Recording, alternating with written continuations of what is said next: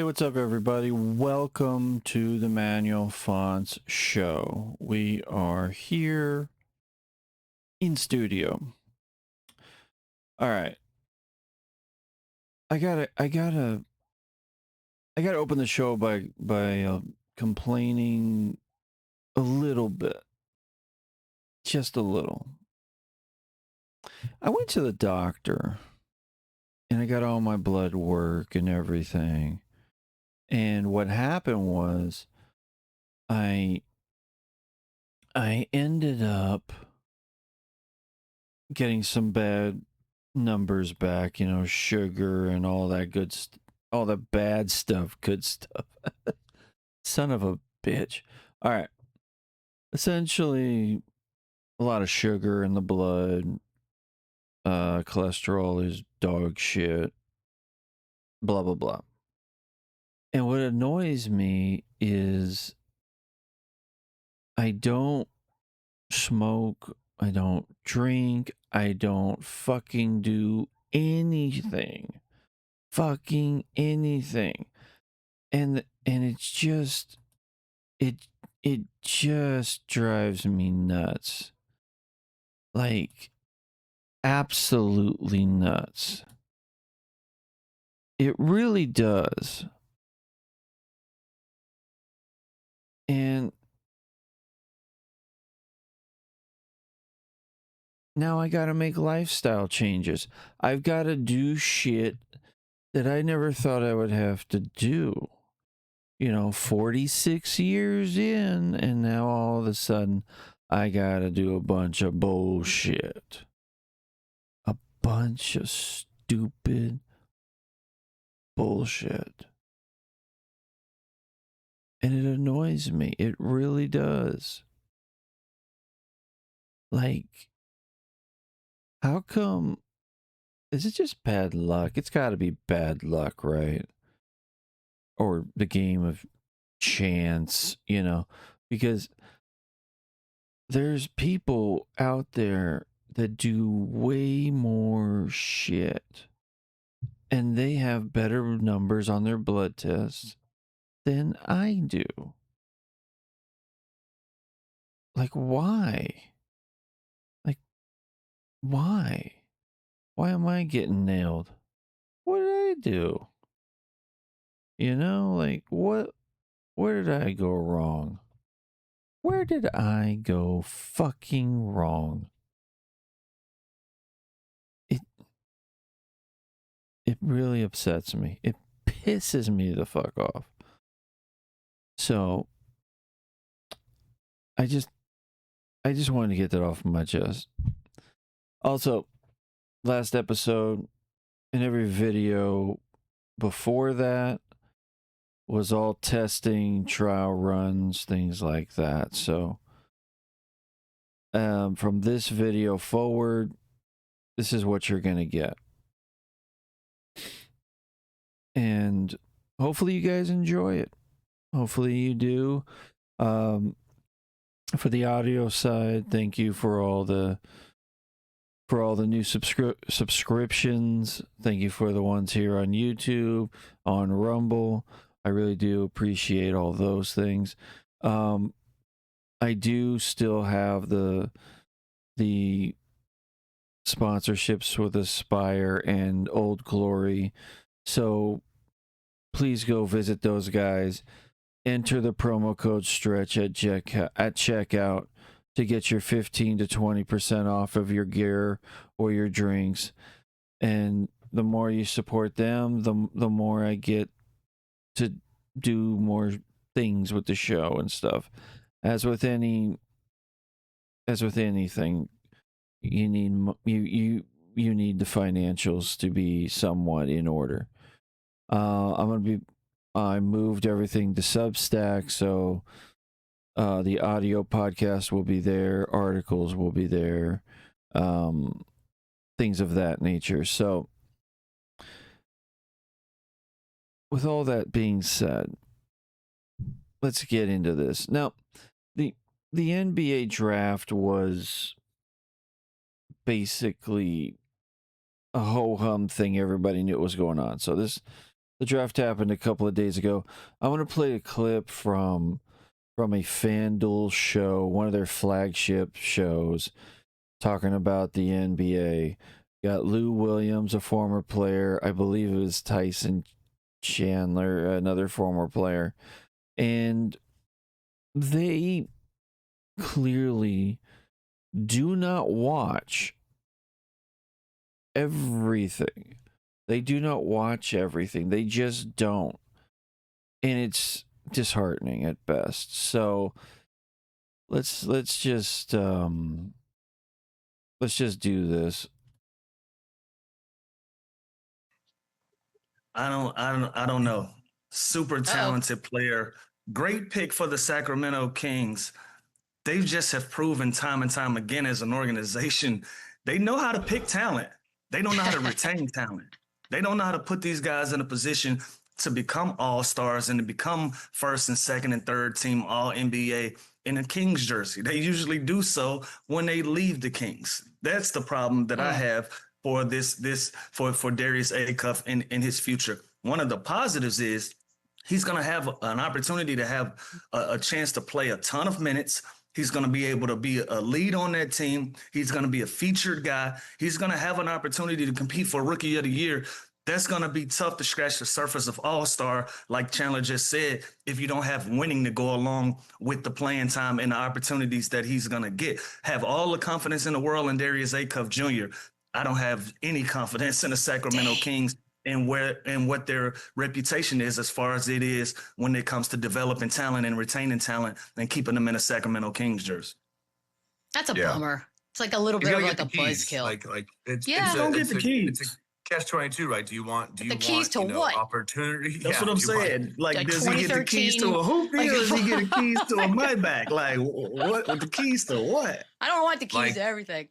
He's the starting point guard on a really bad team, so he's going to have opportunity. He's going to put up numbers, but like again, what do they do with these vet guys? What do they do with the Levines? And there's rumors that they're going to buy out DeMar DeRozan, and Sabonis has been on the trading block ever since he's been there. So like, there's so many other questions with this roster, but no doubt this kid's going to have opportunity and he's going to put up numbers.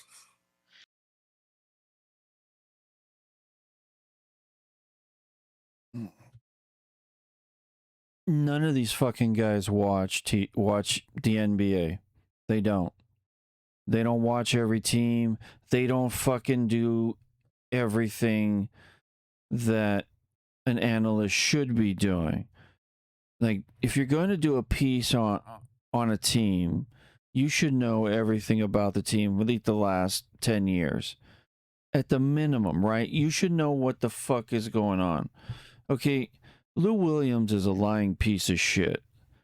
Okay, saying that the organization has not developed any talent or retained the talent, or nobody in a Kings jersey has won awards, all-stars, whatever.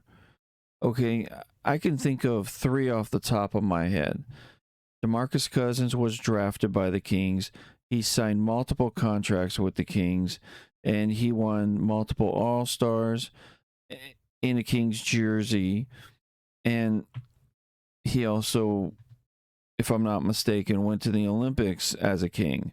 So to say that the Kings don't develop talent is hilarious. And then I can also think of the most recent, De'Aaron Fox. He signed multiple contracts with the Kings in a Kings jersey. He got his first All-Star nod. He won the inaugural Clutch Player of the Year award as a King. And just the reference of winning anything in a Kings jersey, Buddy Hield won the 3-point competition in a Kings jersey. So what are we what are we saying? Like, it's just an opportunity to dunk on an organization for no fucking reason whatsoever. It just makes no sense to me. When you look at this team drafting Tyreke Evans, they developed him, and he won Rookie of the Year as a Sacramento King in the jersey. So what? Again, it's like what's the fucking deal?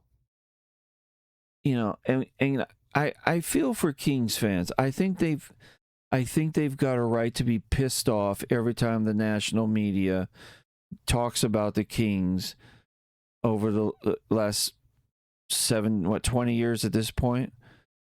Because they sit there and they call them a dumpster fire. They sit there and they call them the organization, the bottom feeders, always making bad decisions, blah, blah, blah. But yet, you look up into the East Coast, the Knicks haven't won a title since the 70s. And they were a dumpster fire for decades. And you never heard one negative comment. You never heard one bashing of the organization. It was always, they're going to turn it around. They're going to turn it around. They're going to turn it around. And then they finally win one. And then it's like, oh, the adversity, oh, the challenge, overcome the mountain. And these motherfuckers didn't do shit for decades. We're still talking about the Lakers like a perennial organization. Their last title run was a bubble title, which is suspect at best. And they haven't really put together a roster worth the fuck for decades. And they never get any negative press. You look at what goes on in Charlotte. Charlotte wins nothing. Charlotte never does anything. And they continue to underdevelop talent. They go through coaches. And they just traded LaMelo Ball for 7 draft picks and a fucking has-been 6th man of the year. No talk about that. No, we're not going to dunk on Charlotte. We're not going to shit on the Hornets. We're not going to say, I have no faith in this organization. We're not. We're just going to sit here and continue to pound the Kings, and then everybody's going to be like, oh, it's well-deserved. Not really. Not really. Is it well-deserved for 20-something years of this shit? No. Maybe a handful of things. But everybody blames the Kings for De'Aaron Fox's exit. Nobody blames De'Aaron Fox. Nobody blames Clutch Sports for their bullshit or their part in it. Him forcing his way out. And now the national media gets a look at him, and now they're talking about how the San Antonio Spurs should dump his ass. None of this is all bullshit. It's all bullshit. Nobody watches. None of these guys. Let me correct myself. None of these fucking guys watch an ounce of Sacramento Kings basketball. The best example was the Tyrese Halliburton thing. There were multiple guys on ESPN that said that he played no basketball for a week, got a bunch of DMPs. It was all bullshit when he was playing 30 minutes a game, which means none of these fucking guys have credibility. None of them, not especially in this, not Lou Williams, not Tyson Chandler, and not whatever her fucking name is. Like, none of them. They're all full of shit. In the worst way, full of shit. They just are. It pisses me the fuck off that these guys act this way. But we press on. We press on. So, let's talk some Barak. Oh, shit, Obama. Let's do it. Ass out, or sometimes. I mean, the thing about it is, look, you got to ask him what it is that the obsession. The obsession. I know what it is. I obviously, have a room in his head, rent free. You do everything with grace. A suite in his head. But the thing about it is that was always clear to me. Look, first of all, when I was president, the last thing I had time to do was worry about what somebody said, or what my predecessor did. Mm-hmm. They're gone. I've got work to do. You locked in. It's hard to describe if you're doing the job right. Mm-hmm. Every day.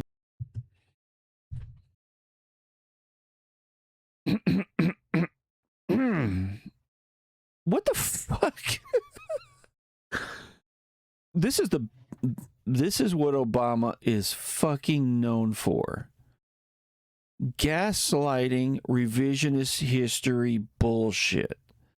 He literally is on all the smoke with two fucking telephone poles in Matt Barnes and Steven Jackson.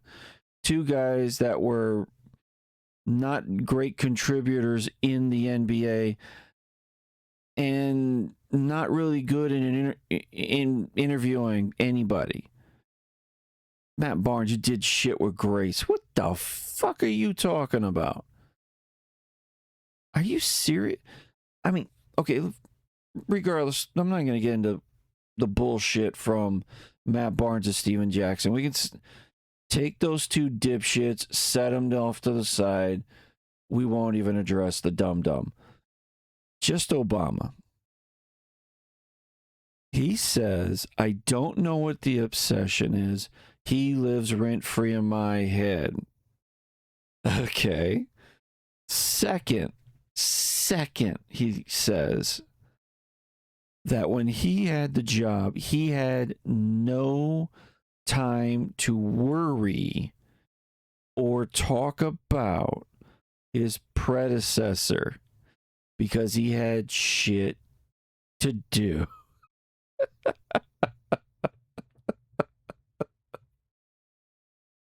All right. I'm sorry. I can't. Okay, look. Let's just take a minute and enjoy just the headlines. Obama Bush hangover from Politico 2014. Okay. In this article, he literally is quoted. 6 years in, Barack Obama is still battling the Bush hangover. The rising chaos in Iraq and the blame game over who's responsible are the latest reminders that halfway through his second term, he's still often more consumed by dealing with the legacy of George Bush than building his own. All right.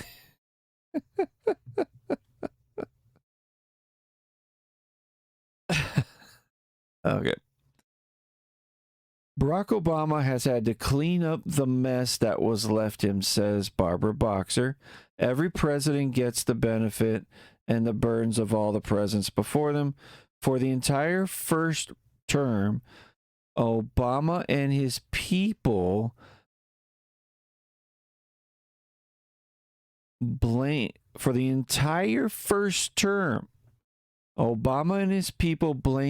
Bush for everything, which is another way of saying they felt Bush and the Bush years were the inescapable reference point for everything.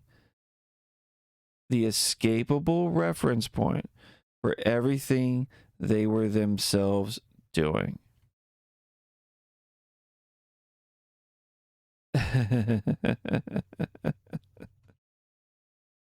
60 Minutes interview, PolitiFact.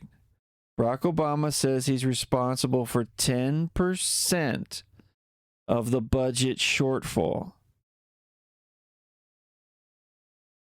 Over the last 4 years, the deficit has gone up, but 90% of that is a consequence of 2 wars that weren't paid for, as a consequence of tax cuts that weren't paid for, a prescription drug plan that was not paid for, and then the worst economic crisis since the Great Depression, Obama says.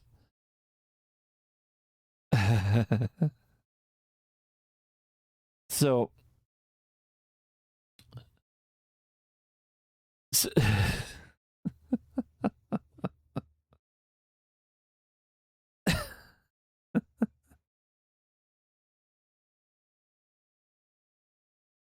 So there's that.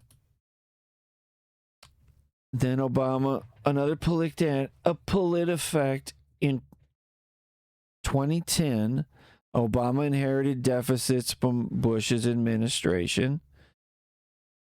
The fact of the matter is that when we came into office, the deficit was 1.3 trillion. So when you say that suddenly I've got a monthly deficit that's higher than the annual deficit left by Republicans, that's factually just not true, and you know it's not true. And what is true is that we came in already with the $1 trillion deficit before I passed any law. What is true is we came in with $8 trillion of debt over the next decade. 2 weeks before Obama took office, the congressional office reported. So Obama blames financial woes on Bush. CNN, Obama's blame game could boomerang. CNN, Obama pledges to cut the deficit in the first half. And he referred to the Republicans as using accounting tricks. And then Fox, Obama waxed Republicans on deficit ahead of his stimulus package. Republicans run up these wild debts, and then when we take over, we've got to clean it up. Now, I know there are some of you that are going to look at that and go, well, he's not wrong. What you're reading is factual, blah, blah, blah. That's not the point. The point is, he says he never worried or concerned himself with prior administrations. And I had 7 articles from 2009 to 2012 from Politico, PolitiFact, CNN, and Fox laying out that he continually talked about what he ran into, what he walked into, the Republicans leaving him problems, blah, blah, blah. Then you'll probably point and say, yeah, but what you read doesn't support your argument. Bullshit to all you debate bros. Yes, it does. It absolutely does. When you're saying on camera that I never worried about it, I never had time to talk about it or think about it, then you wouldn't have 7 articles in those that I pulled within a 4-year period that has you quoted or referencing, or even the journalist typing references to your problems being from the prior administration, how you walked into an issue, how you had to clean it up, how Bush left you a catastrophe. And then you're over here saying you live rent-free in Trump's head because Trump talks about you because you were the predecessor and you left whatever he thinks is a mess. You're doing the same shit.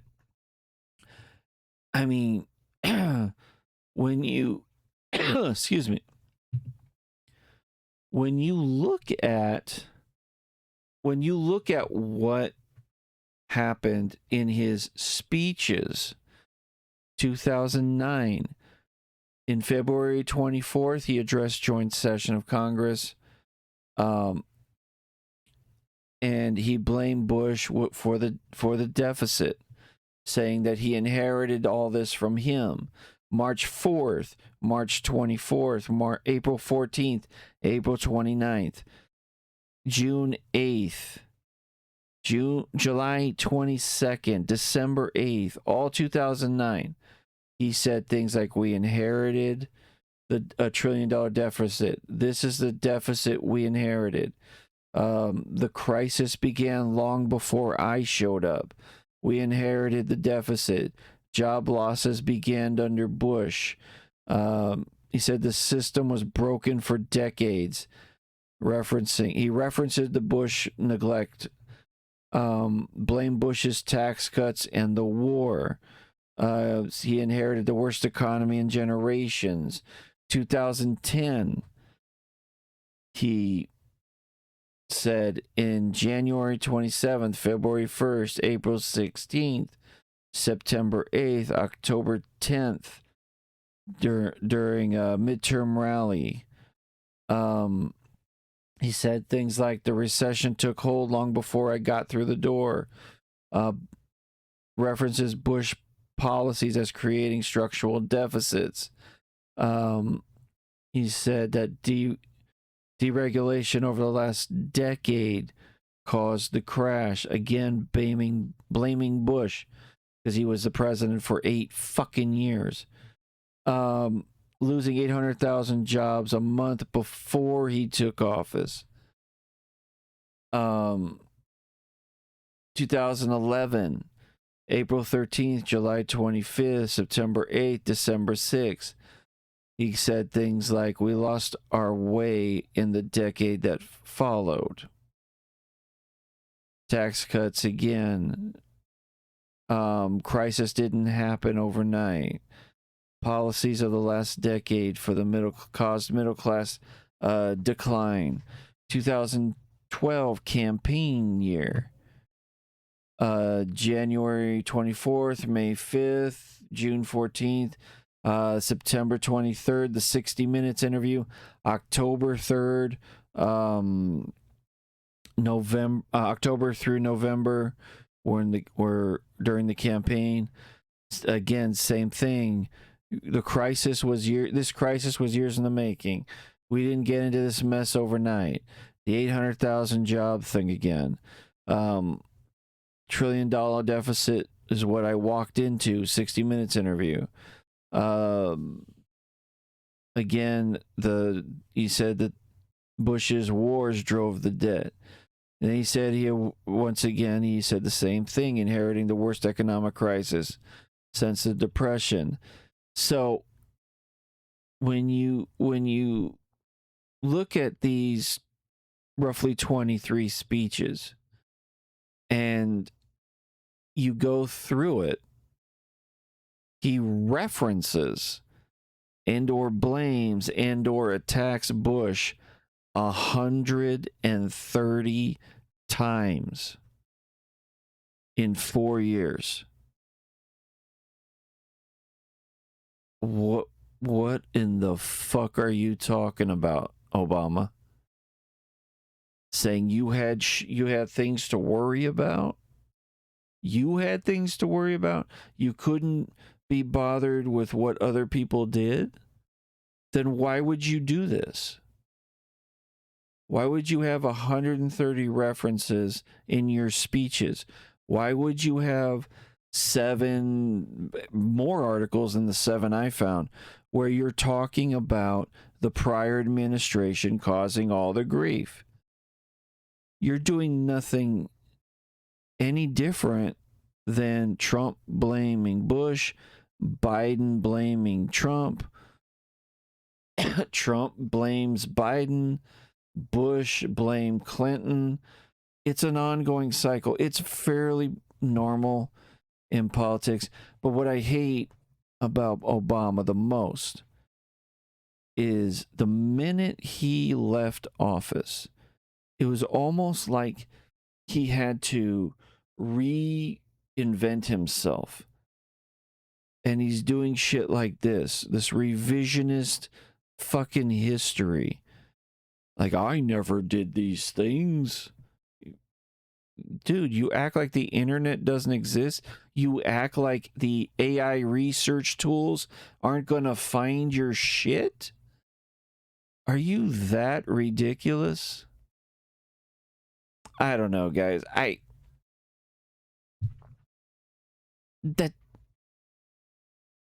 that that's all I got. That's all I got. That's all I got. Like, share, subscribe, do all the fun things. I'll see you later.